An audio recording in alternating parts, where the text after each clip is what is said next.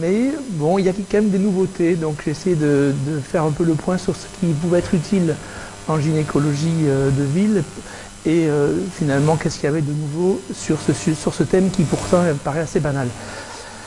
Alors la fièvre au cours de la grossesse, c'est une situation qui est fréquente puisque ça touche à peu près 15% des grossesses. Et toute hyperthermie centrale supérieure à 38 doit être considérée comme de la fièvre. Il doit imposer une prise en charge. En fait, la conduite à tenir, elle va dépendre du contexte, elle va dépendre du moment de la grossesse, est-ce qu'on est au premier trimestre, au deuxième trimestre, en postpartum, du degré d'hyperthermie et de l'état général, et du tableau clinique qui révèle la fièvre. Est-ce que c'est un tableau plurisymptomatique, est-ce que c'est une fièvre isolée? Et finalement, le bilan va être orienté en fonction des signes de localisation. Alors le pronostic, il est en général bon. Une femme enceinte qui est fébrile, parce que les affections sont en général bénignes et bien supportées pendant la grossesse, mais parfois il peut être incertain, nécessitant une prise en charge précoce et active, et on va penser dans ce cas particulier au sepsis materno-fœtal et puis aux embryofétopathies. Alors parler de fièvre, en fait, c'est parler de médecine interne finalement, et donc il ne faut pas se noyer dans les étiologies, parce que finalement la fièvre peut être liée à tout un tas d'étiologies, d'origine infectieuse virale, d'origine parasitaire, d'origine bactérienne, mais aussi d'origine extra-infectieuse, chirurgicale, d'origine non infectieuse. Finalement, on arrive dans certains cas à ressembler à des internistes. Donc en fait, on va se limiter pour ce soir, hein, il est tard, on ne va pas faire un catalogue de tout ce qui peut occasionner une hyperthermie chez une femme enceinte. Donc quand on prend en charge une femme enceinte fébrile, d'abord il faut trouver la cause, puis ensuite il faut évaluer le retentissement maternel, obstétrical et fœtal, et puis il va falloir proposer une prise en charge adaptée selon la cause. Donc en fait, comment je vais présenter le topo? Je vais d'abord faire un premier chapitre rapidement sur les conséquences générales de la fièvre, puis après on va se focaliser sur des situations pratiques, parce que sinon on ne va pas s'en sortir. Donc j'ai pris 4 situations, soit parce qu'elles sont incontournables comme à l'extérieur, soit parce qu'elles sont utiles à connaître quand on est installé en ville, soit parce qu'il y a des nouveautés. Voilà, on va essayer un peu de cibler le sujet. Alors tout d'abord, les conséquences de la fièvre sur la grossesse, quels sont les risques de la fièvre en elle-même? Il y a d'abord l'hyperthermie en elle-même, surtout au-delà de 39 degrés, a un risque majeur et immédiat pour la grossesse. Alors, au premier trimestre, on a évoqué, même si c'est controversé, des fausses couches induites par l'hyperthermie, des embryofétopathies, mais c'était surtout sur des études animales, avec des études qui sont relativement anciennes. Il a été décrit des anomalies du système nerveux central ou cardiaque en cas de fièvre élevée au premier trimestre. Ce n'est pas le févricule, hein, c'est les fièvres importantes qui surviennent au moment de l'organogénèse. Et ce sont des situations quand même qui sont assez exceptionnelles. De manière plus courante, qu'est-ce qu'on voit? On voit des contractions utérines qui peuvent être induites par l'hyperthermie, et de manière quasi systématique, une tachycardie fœtale. Et vous voyez, on a tous l'habitude de voir des tracés comme ça chez des femmes enceintes fébriles. Là, c'est une tachycardie à 180 chez une femme fébrile qui est en travail. Alors, ce qui caractérise cette anomalie, on va voir, c'est que, bon, même pour ceux qui ne font pas trop d'obstétrique, c'est que le rythme cardiaque, la fréquence cardiaque de base, elle est élevée. Là, vous voyez, elle est autour de 180. Mais il persiste une variabilité normale, des accélérations. Là, les mouvements fœtaux sont conservés, et on va voir que dans les chorioamniotites, on n'a pas du tout le même type de tracé. Puis après ça, c'est les risques liés à la fièvre elle-même. Puis après, il y a les risques liés à l'étiologie de la fièvre. Risque materno-fœtal. Alors, par exemple, au premier trimestre, il peut y avoir des embryofétopathies qui sont liées non pas à l'hyperthermie elle-même, mais à l'agent infectieux. Il peut y avoir au deuxième ou au troisième trimestre des fétopathies avec anomalie viscérale, retard de croissance, mort fœtale, qui peuvent être également liés à l'agent infectieux. Par contre, la fièvre, ça a aussi des effets bénéfiques, puisque c'est le témoin d'une mise en œuvre de processus de défense, puisqu'il y a des pyrogènes qui sont libérés, auxquels elle peut aussi participer. Et donc finalement, la fièvre modérée, ça fait partie des éléments de réponse systémique aux infections, et ce n'est pas forcément délétère. Je crois qu'une fièvre modérée, on peut la respecter, ce qui peut être dangereuse, c'est la cause, vous l'avez bien compris, et surtout les fièvres très sévères. Voilà pour des données un peu générales sur l'hyperthermie. Et puis donc on va prendre quatre situations. La première, c'est la pyélonéphrite aiguë gravidique. Alors pourquoi on en parle? Vous allez me dire c'est courant. Oui, c'est courant, mais il y a des recommandations qui sont sorties cette année en 2015 qui ne changent pas grand-chose quand même sur ce qu'on connaissait déjà. Mais on va dire quelques mots. Et puis c'est quand même parmi les causes de fièvre d'origine obstétricale, c'est quand même plus fréquente. Alors ça survient le plus souvent au deuxième ou troisième trimestre de la grossesse. C'est grave parce que ça met en jeu le pronostic materno-fœtal si elles ne sont pas prises en charge de manière efficace. À la fois chez la mère du fait du sepsis qui peut être induit, puis chez le fœtus du fait du risque de prématurité, d'infection néonatale. Elle est classique pendant la grossesse et en général localisée du côté droit, parce que vous savez tous que l'hypotonie des cavités excrétrices et la compression urétérale par l'utérus gravide favorisent les infections à droite. Et le germe le plus fréquent, c'est Escherichia coli. Après, le tableau clinique, on le connaît. Ce qui est caractéristique chez les patients hospitalisés, c'est cette fièvre canalaire avec des pics à 38, au-delà de 38, 39 parfois, et un syndrome inflammatoire marqué. Là, ce n'est pas un scoop, c'est des choses qui sont bien connues. Alors, de manière classique, il y a des choses qui ne changent pas, ça ne change pas. Dans les nouvelles recommandations, ils disent qu'il faut faire une évaluation hospitalière initiale pour rechercher les critères de gravité. Il y a des examens qui sont demandés en urgence et c'est toujours pareil, ça en enfonce un peu des portes ouvertes, CBU, hémoculture dans les fièvres élevées ou avec des frissons, une échographie des voies urinaires pour rechercher une obstruction, un bilan du retentissement fœtal, puis un bilan général avec la recherche de syndrome inflammatoire ou d'anomalies de l'immunogramme. On va mettre en place une antibiothérapie probabiliste qui va être secondairement adaptée aux germes et puis la surveillance, elle est classique. En général, ça c'est la prise en charge habituelle au bout de 48-72 heures. Si l'évolution est favorable et après réception des résultats bactériologiques, la patiente peut regagner son domicile. Donc, qu'est-ce qu'il y a de nouveau dans les nouvelles recommandations? Ils ont ciblé des critères qui pouvaient peut-être faire envisager une prise en charge ambulatoire chez la femme enceinte. Alors jusqu'à maintenant, ce n'était pas du tout envisagé. Classiquement, quand il y a une femme enceinte qui a une pyélonéphrite féminine, il faut l'hospitaliser. Donc finalement, après avoir fait le bilan, ce qui peut permettre de discuter cette prise en charge, c'est la bonne tolérance clinique, le fait qu'elle n'est pas hyperalgique, l'absence de vomissement, l'examen obstétrical normal, il faut quand même qu'elle soit évaluée, et puis qu'elle puisse être surveillée par des proches au domicile, il ne faut pas qu'elle soit seule, donc il y a aussi le contexte. Et puis il ne faut pas qu'il y ait de terrain à risque, pas d'immunosuppression, pas d'infection urinaire récidivante, pas de malformation urologique connue. En fait, des situations qui sont quand même qu'on peut arriver à rencontrer de temps en temps. Et ces femmes-là, elles pourraient, si on prend la recommandation de la Société de médecine infectieuse de 2015, être peut-être prises en charge à domicile. Sur le plan des antibiotiques, ils ont changé un petit peu ce qu'on connaissait, pas tellement sur la pyélonéphrite banale, sans signe de gravité. L'antibiotique recommandé en première intention, c'est toujours le céphalosporine de troisième génération en intraveineuse. Et vous pourrez le regarder à tête reposée, le schéma d'antibiotique qui est recommandé en première intention et en cas d'allergie, avec toujours un relais par voie orale adapté aux résultats de l'antibiogramme, avec ça c'est en fonction de l'antibiogramme. Ils ont identifié une deuxième situation qui est la pyélonéphrite sévère avec signe de gravité, c'est-à-dire de manière pragmatique avec des signes de sepsis grave, où là il faut associer systématiquement et d'emblée une céphalosporine de troisième génération à une aminoside. Donc ce qui change par rapport à ce qu'on connaissait déjà, c'est qu'il y a la bithérapie d'emblée, et puis en fait après ils ont choisi l'adaptation du traitement antibiotique en fonction de la notion d'avoir une bactérie polyrésistante, en particulier BLSE, où ils font appel à des antibiotiques qu'on n'a pas trop eu l'habitude d'utiliser en gynécologie, comme l'imipenem, qui remplace la céphalosporine de troisième génération, puisqu'on voit apparaître des résistances au céphalo troisième génération.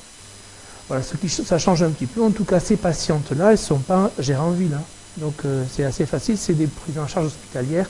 Et c'est plutôt nous qui les gérons en lien avec les services de maladies infectieuses, mais c'est quelque chose qui est assez rare. Si on réévalue à 48 heures avec l'antibiogramme. Dans tous les cas, pour la pyélo, le traitement c'est minimum 10-14 jours, et puis on fait un CBU de contrôle non plus à 48 heures de traitement, non plus après l'arrêt, non plus 48 heures après l'arrêt. Ce qui est recommandé, c'est 8 à 10 jours après l'arrêt du traitement, et puis tous les mois jusqu'à l'accouchement. C'est un corps professionnel, mais c'est ce qui est actuellement préconisé dans ces cas-là. Je crois que c'est pas mal de refaire un peu le point sur ces choses-là. C'est des trucs, c'est de la médecine classique, mais... Et puis en prévention, sur la pyélo, qu'est-ce qu'on peut dire? Elle repose sur le dépistage et le traitement de la bactériurie asymptomatique, qui peut toucher 10% des femmes enceintes, qui se dépistent grâce à la bandelette urinaire systématique mensuelle avec un ECBU au cas de doute. Il faut traiter les bactériuries asymptomatiques, hein, même si la patiente est complètement asymptomatique.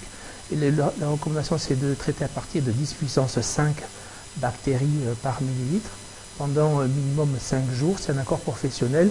Et si elle est traitée, on la traite, on fait un ECBU 8 à 10 jours après, puis un ECBU mensuel. Et chez les femmes qui sont à haut risque d'infection urinaire gravidique, c'est les patientes qui ont par exemple une neuropathie, les patientes qui ont des antécédents d'infections récidivantes, des troubles mictionnels, un diabète, c'est le CBU mensuel. Voilà les dernières recos sur les infections urinaires et grossesse, et je crois que c'est bien de les avoir en tête. Et puis le problème de la gestion éventuellement des formes minimes en ambulatoire, après une évaluation obstétricale initiale. Deuxième situation, la listériose. La listériose, on ne peut pas parler d'hyperthermie sans parler de listériose, bien que ce soit quelque chose qui soit exceptionnel. On a parlé de listère tout à l'heure. La listériose, on en parle tous, on craint tous, mais on n'en voit pas beaucoup.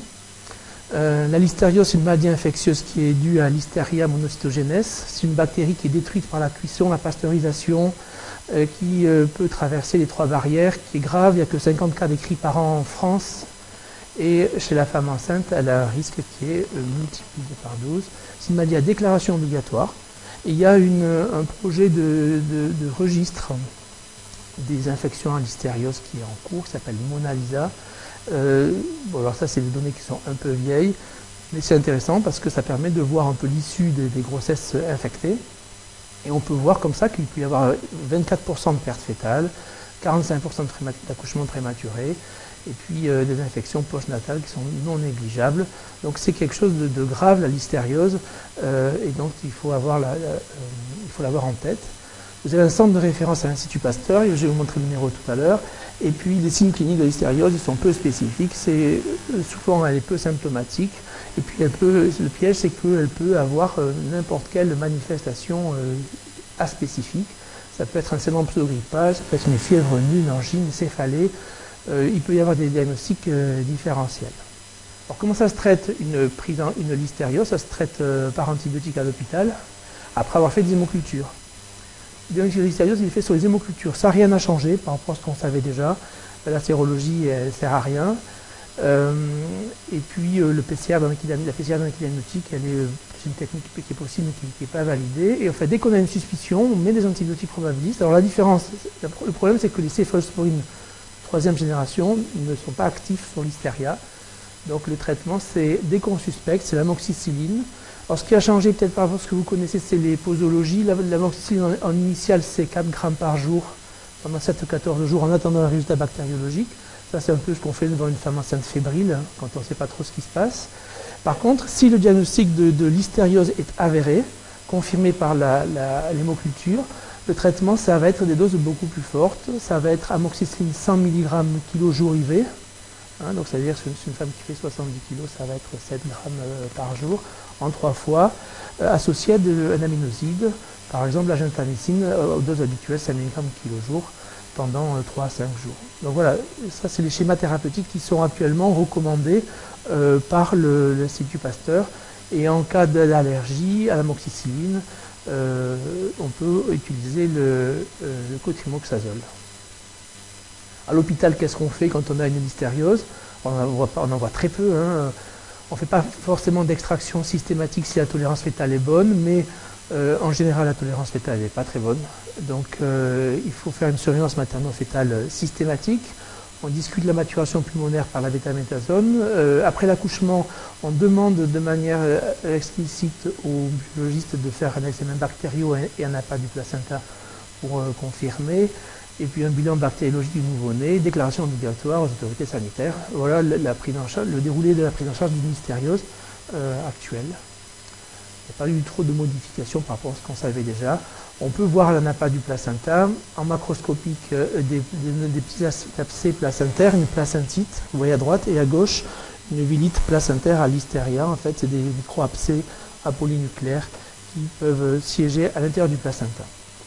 En termes de prévention pour la listériose, ça reste les aliments à risque, hein, le lait à pasteuriser, la charcuterie artisanale, recuire jusqu'à ébullition les préparations des traiteurs. Vous avez les recommandations sur le guide de nutrition pendant la grossesse de l'INPES, et vous avez le numéro de l'Institut Pasteur, qui est le centre national de référence, où il peut y avoir des avis à n'importe quelle heure sur fièvre médicale et grossesse, si vous le souhaitez, sinon vous avez le correspondant. Voilà la deuxième situation que je voulais évoquer. La troisième situation, c'est la chorioamniotite. Vous allez me dire, la chorioamniotite, oui, enfin, c'est une histoire de... Ça arrive chez les patients qui ont rompu les membranes, qui sont hospitalisés. C'est vrai que la majorité de ces patientes-là, elles sont à l'hôpital. Mais vous allez voir que ça change un peu, parce que dans beaucoup de centres, on commence à faire sortir les patientes qui ont rompu les membranes et on les surveille à domicile, dans certaines situations. Donc vous pouvez être amené à vous poser la question d'une chorioamniotite chez une patiente à domicile, et puis il peut y avoir de manière exceptionnelle des chorioamniotites à membrane intacte. En fait, ça fait partie de la troisième cause obstétricale. Vous avez la pyélo, la listériose et la chorioamniotite. La chorioamniotite, ça survient, comme je vous disais tout à l'heure, dans la majorité des cas, dans un contexte de rupture de la poche des os avec une infection ascendante. La physiopathologie, elle est bien connue maintenant depuis très longtemps.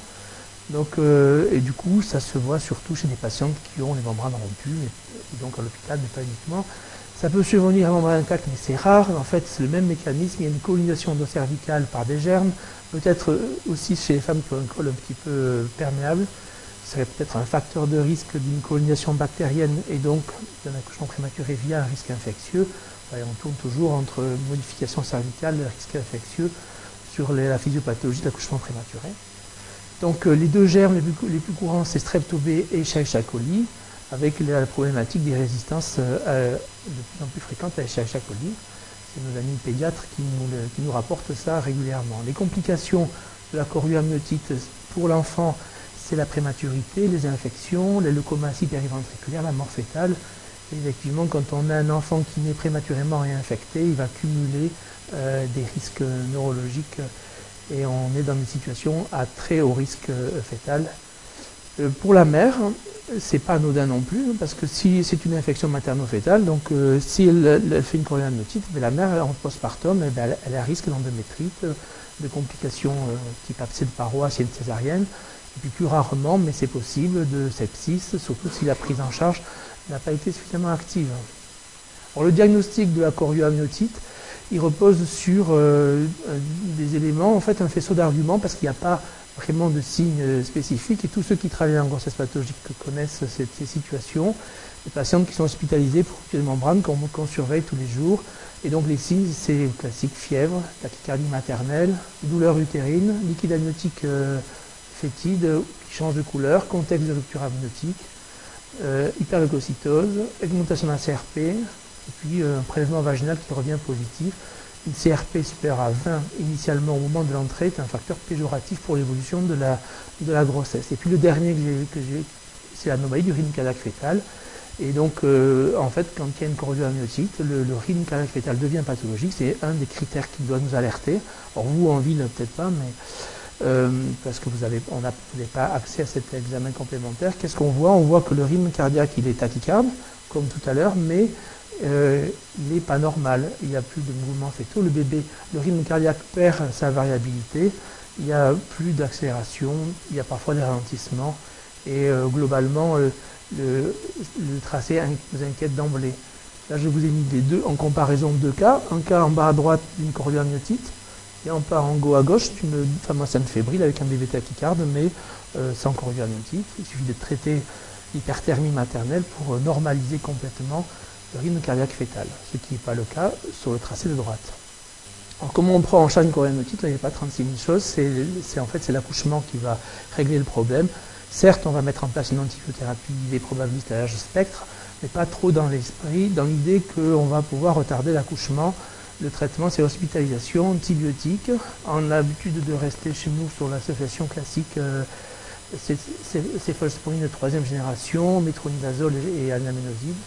C'est une contre-indication bien sûr à l'alcoolisme, puisque le traitement c'est l'accouchement, et d'ailleurs on n'a même pas trop se poser la question, parce qu'en général quand il y a une choréoménotite, elle se met à contracter et elle accouche, quoi qu'on fasse. Alors on se pose des questions actuellement, les réflexions actuelles, c'est le délai entre l'accouchement et le début des signes infectieux, parce que on a toujours peur de ce qu'on appelle le syndrome d'inflammation fétale, et c'est vrai que quand une patiente se met à avoir une choréoménotite, on est quasiment sûr que le bébé va être infecté.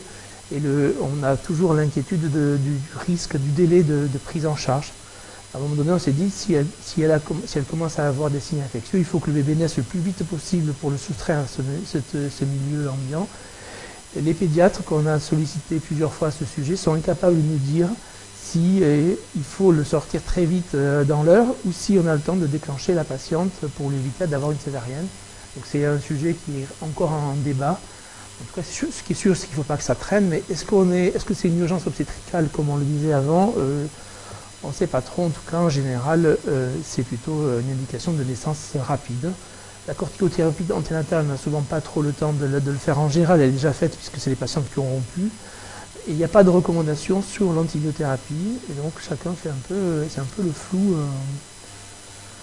Alors qu'est-ce qu'on fait pour prévenir et pour éviter ces chorioamniotites? C'est la surveillance en hospitalisation. Alors je vous ai dit que vous allez en trouver à l'extérieur, parce que il y a beaucoup de centres maintenant qui se mettent à essayer de faire du suivi ambulatoire des patients qui avaient rompu les membranes. Jusqu'à maintenant, ce n'était pas envisageable.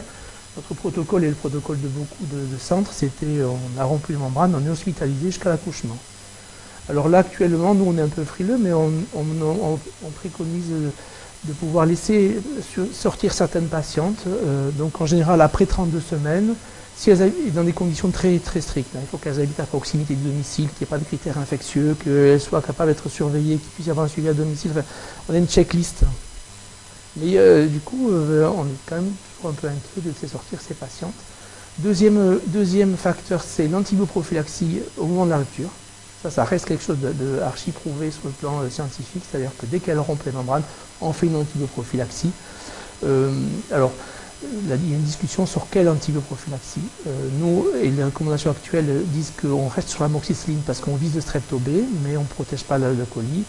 Donc, mais bon, les recommandations, c'est actuellement ça, c'est anti-amoxicilline d'emblée, par voie intraveineuse, dès le diagnostic de rupture des membranes. Je parle des ruptures des membranes avant terme, en général, jusqu'au résultat du prélèvement vaginal, et puis en général, on arrête l'antibiotique s'il n'y a pas eu c'est une antibioprophylaxie.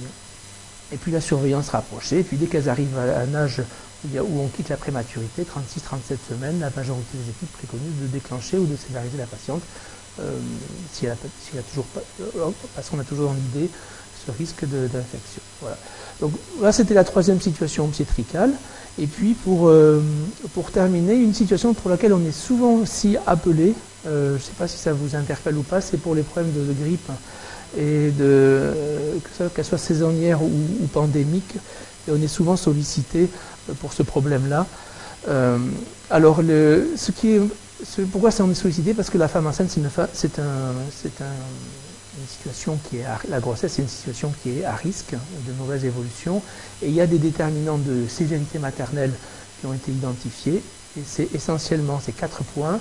Le 3e trimestre de la grossesse, il y a un risque de décès et d'hospitalisation qui est majoré.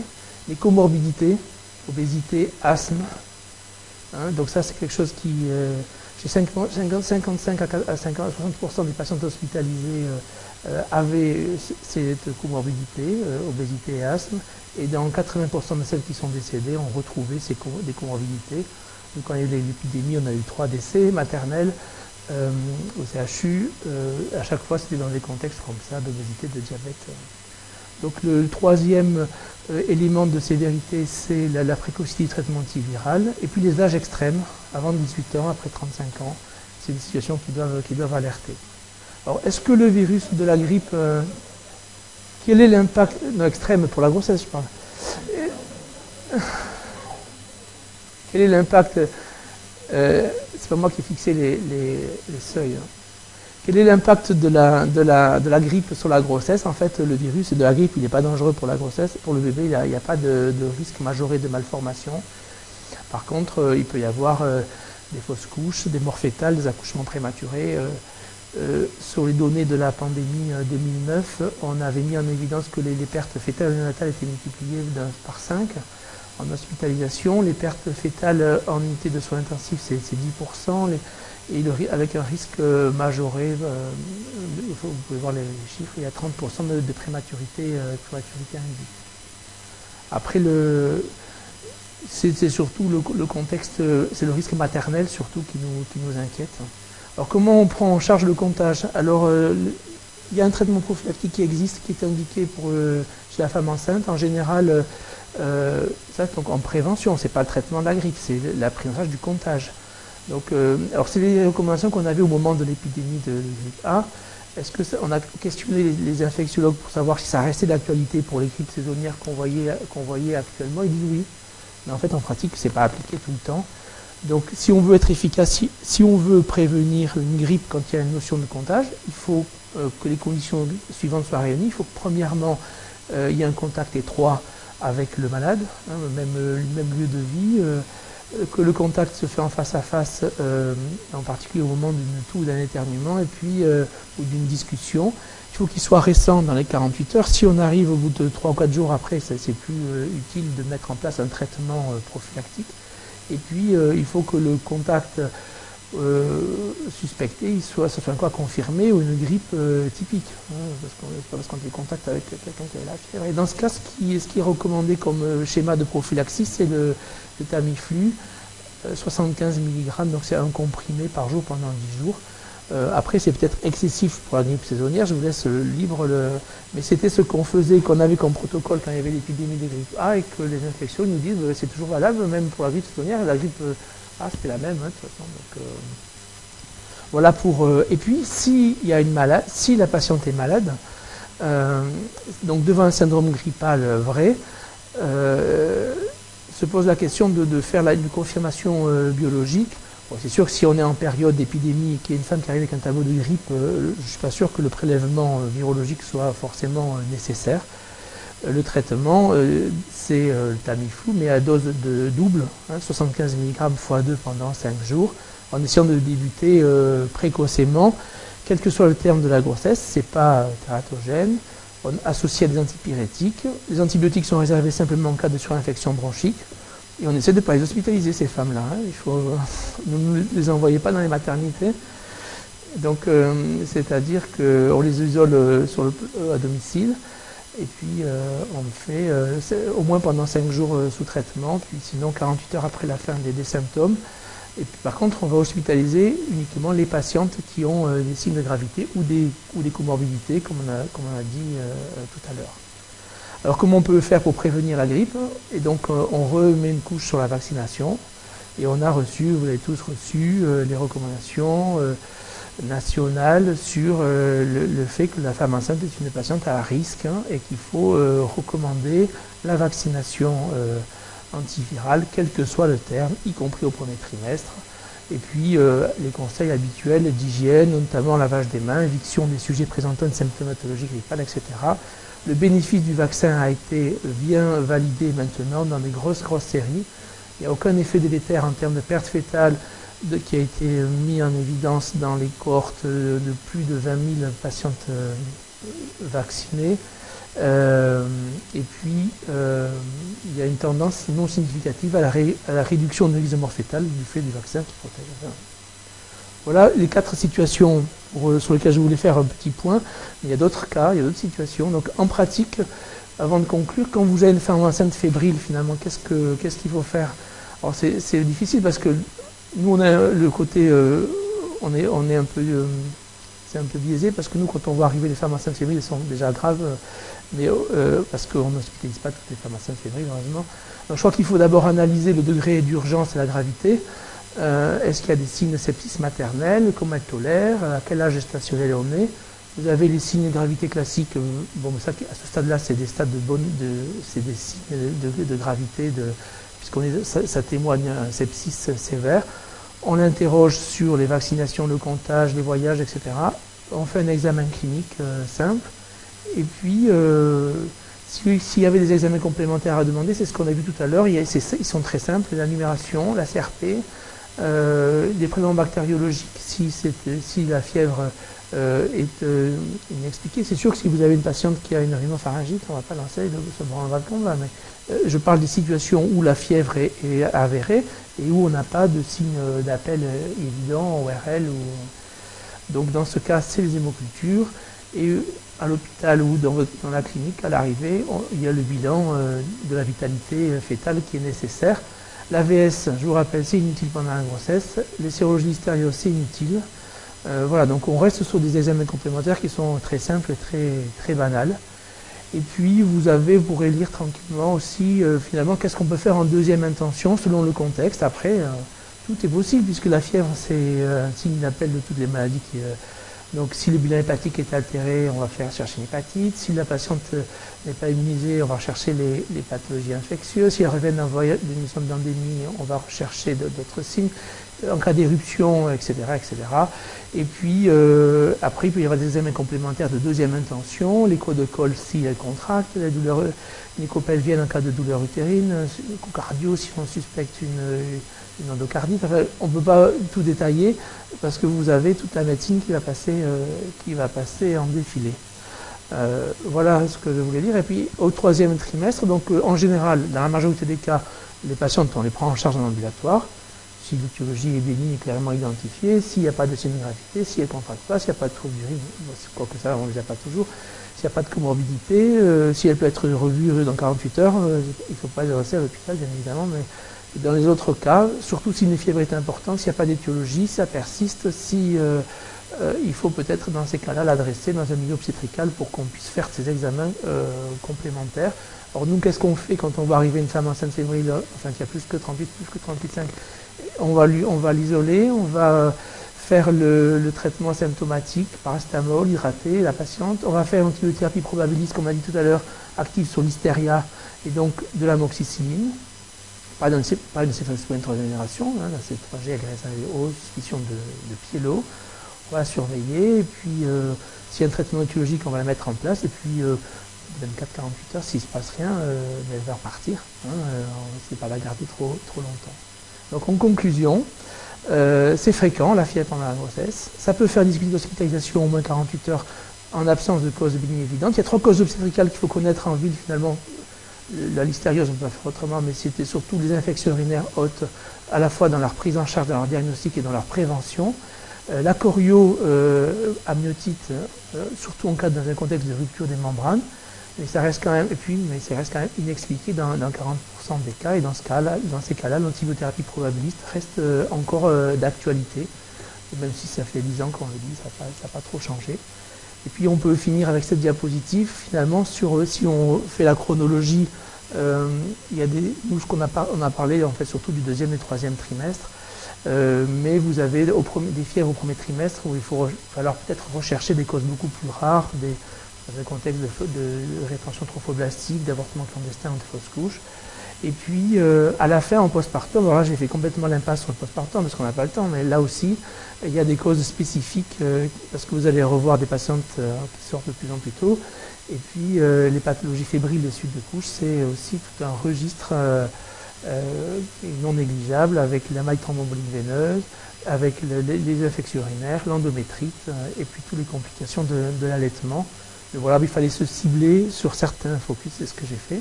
Merci de votre écoute.